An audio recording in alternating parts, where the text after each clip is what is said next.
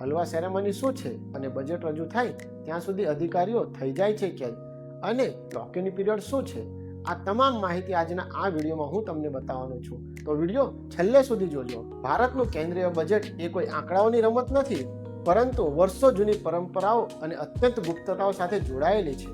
1 ફેબ્રુઆરીના રોજ રજૂ થનાર બજેટ પહેલા રાષ્ટ્રપતિ ભવનના નોર્થ બ્લોકમાં ફાઇનાન્સ મિનિસ્ટર નિર્મલા સીતારામનની હાજરીમાં એક હલવા સેરેમની યોજાઈ હતી.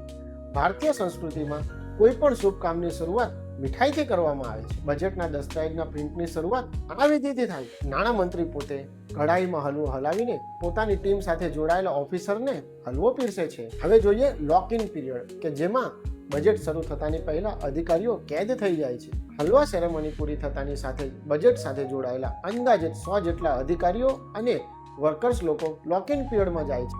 આ અધિકારીઓ રાષ્ટ્રપતિ ભવનના નોર્થ બ્લોકમાં આવેલ બેઝમેન્ટમાં બજેટનું પ્રિન્ટિંગ પ્રેસ રૂમ છે તેમાં કેદ થઈ જાય છે.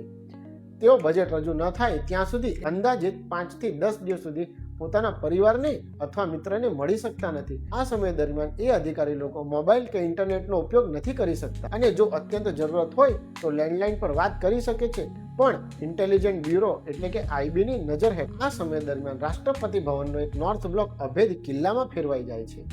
આ ગુપ્તતા એટલે રાખવામાં આવે છે કે બજેટની એક પણ માહિતી લીક ન થાય અને એની અસર સીધી શેર માર્કેટ પર અથવા તો ભારતના અર્થતંત્ર પર પડી શકે છે. શું તમને આ ખબર હતી? હલવા સેરેમની શું છે અને લોક ઇન પીરિયડ શું છે? તો કોમેન્ટમાં મને જરૂરથી જણાવજો.